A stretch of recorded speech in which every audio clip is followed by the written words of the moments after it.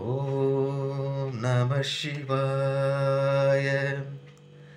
ஓம் நம சிவாய.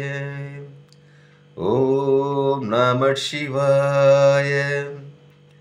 அன்பான சிவ அன்பர்களே, கடந்த நாட்களில் நம்ம சிவபெருமானுடைய மிகவும் புகழ்பெற்ற வரலாற்று சிறப்புமிக்க பாடல் பெற்ற தலத்துடைய வரலாற்றை நான் உங்களுக்கு சொல்லிட்டு வரேன்.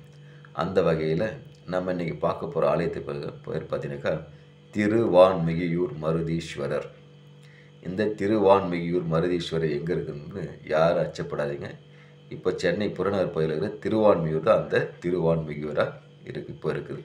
சரிங்களா? இது பார்த்தீங்கன்னா தேவார பாடல் பெற்ற 274 தலத்தில் இது 258 தலமாக இங்கே விளங்குது. இங்கே பார்த்தா இறைவன் மருதீஸ்வராகவும் இறைவன் திரிபுர சுந்தரியாகவும் தலமரம் திருச்சி பார்த்தீங்கன்னா வன்னி மரமாகவும் இங்கே காட்சியளிக்குது.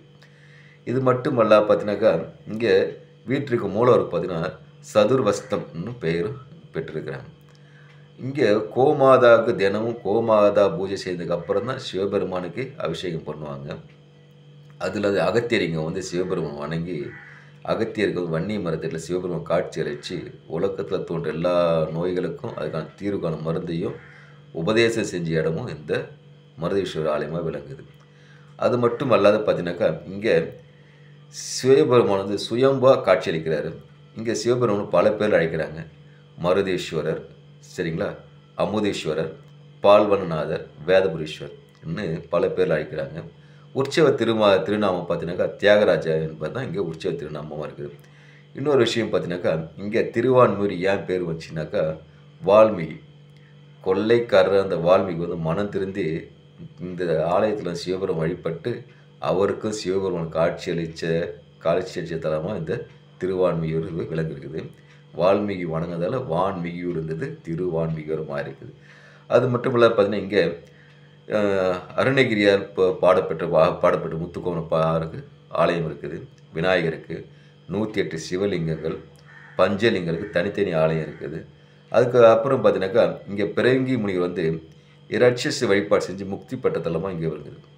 அதுக்கப்புறம் பார்த்தீங்கன்னாக்கா இறைவன் தேவர்கள் அமுதம் சாப்பிட்டாங்களே, அமுதத்தை சாப்பிட்டுட்டு மிகவும் மகிழ்ச்சி அடைஞ்சிட்டு வணங்கிய முதல் தலமும் இந்த மருதீஸ்வரர் தான்.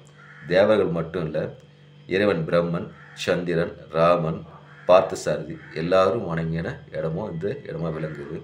இன்னொன்று பார்த்தீங்கன்னாக்கா இதுக்கு இன்னொரு வரலாறு இருக்குது. சிவபக்தர் என்ன பண்ணுறாரு, இந்த மருதீஸ்வரரை வணங்குறதுக்காக சிவபெருமான் தேடி வர்றார். அப்படி வரும்போது அடைமழையில் பெருமழை பெஞ்சு ஊரெல்லாம் வெள்ளக்காடாய் வெள்ளமாக போயிட்டுருக்குது. இருந்தாலும் சிவபக்தர் என்ன பண்ணுறாரு, மனம் கலங்காது என்ன பண்ணுறாரு, சிவபெருமான் தரிசிச்சு ஆகணும்னு சொல்லிட்டு வராரு. வந்தாக்கா கோவில் கிட்ட வரைக்கும் வராரு. அதுக்கப்புறம் அவரால் போக முடியல, காற்றாட்டு வெள்ளம் பாஞ்சு ஓடுது. அதனால் கோவில் பின்புறம் தான் அவரால் நிற்க முடியுது. நின்று பார்க்குறாரு, சிவபெருமானுடைய பின்புறம் தான் அவருக்கு தெரியுது, முதுகுப்புறம் தான் அவருக்கு காட்சி தெரியுது. இதனால் என்ன பண்ணுறாரு, சிவபெருமான்கிட்ட இந்த சிவபக்தர் முறையிடுறாரு. இறைவா, நான் உன்னை தரிசிக்க வந்தேன், எனக்கு உங்களுக்கு முழுமையான தரிசனம் கிடைக்கல, அதனால் உங்களோட பின்புறம் தான் எனக்கு தரிசனம் கிடைச்சிருக்கு, உங்கள் முக தரிசனம் கிடைச்சா ரொம்ப நல்லா இருக்கணும்னு சிவபெருமானை நினச்சி உருகி வேண்டாரு. வேண்டதுக்கப்புறம் பார்த்தீங்கன்னா சிவபெருமான் சும்மா இருப்பாரா, சிவபக்தராச்ச என்ன பண்ணுறாரு, சிவபெருமான் திரும்பி அவருக்கு முக தரிசனத்தை கொடுக்குறாரு. அதனால தான் பார்த்தீங்கன்னா இங்கே இன்னொரு சிறப்பு என்னன்னாக்கா இங்கே பக்தருக்கு திரும்பி காட்சியளிச்சதால் இங்கே மேற்கு திசை நோக்கி சிவபெருமான் காட்சியளிக்கிற தலமாக அந்த தலங்கள் விளங்குது. இவ்வளவு புகழ்பெற்ற தலம் மருதீஸ்வரர் ஆலயம் இன்னும் பல புகழ் தாங்கியிருக்கு. இந்த மருதீஸ்வரர் திருவான்மியூர் தான் இருக்குது. அதனால் வாய்ப்பு இல்லை, வாய்ப்பு உருவாக்கிட்டு போயிட்டு எம்பெருமான் சிவபெருமான மருதீஸ்வரரையும் திரிபுர சுந்தரியும் வணங்கிட்டு நோயற்ற வாழ்வு குறைவற்ற செல்வம் வாழுங்க. சரிங்களா? அன்பே சிவம் சொல்வோம், அன்பால் இணைந்திருப்போம். ஓம் நமச்சிவாய. ஓம் நமச்சிவாய. ஓம் நமச்சிவாய. அன்பையே விதைப்போம், அன்பை அறுவடை செய்வோம். ஓம் நமச்சிவாய.